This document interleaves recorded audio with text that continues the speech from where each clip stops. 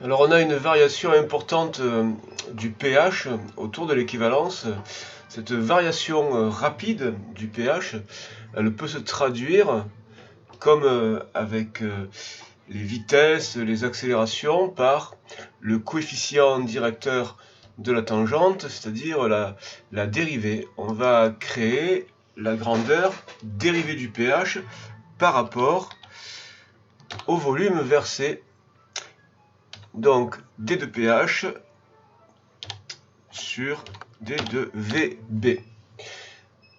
Donc on crée la fonction pH après moins pH avant, variation de pH, donc pH après moins pH avant, divisé par variation de volume versé,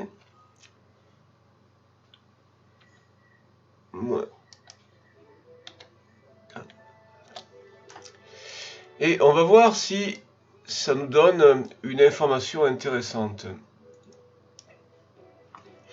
On a des valeurs faibles au début, à la fin, et puis il y a ici autour de l'équivalence, là où le pH augmente vite, on a une valeur beaucoup plus importante de cette dérivée du pH par rapport à VB. Alors graphiquement, comment ça va se traduire? On fait la représentation graphique de d de pH sur d de pH par rapport à d de V en fonction de V de B.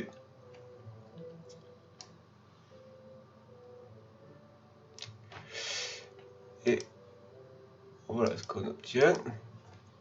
On a ici un pic, des valeurs relativement faibles. Vous avez observé pendant la manip que le pH ne variait pas très vite, il augmente assez lentement, mais en revanche, il y a une zone où il augmente un peu plus vite, il y a un saut de pH. Eh bien, ça se traduit sur la dérivée par des valeurs de dérivée faibles. En revanche, autour du saut du pH, il y a un pic pour cette valeur de la dérivée du pH. Et donc, ce pic, il se situe à l'équivalence. Donc, l'abscisse de ce pic, c'est le volume versé à l'équivalence, et ça correspond à ce qu'on va déterminer après avec les autres méthodes et les autres courbes.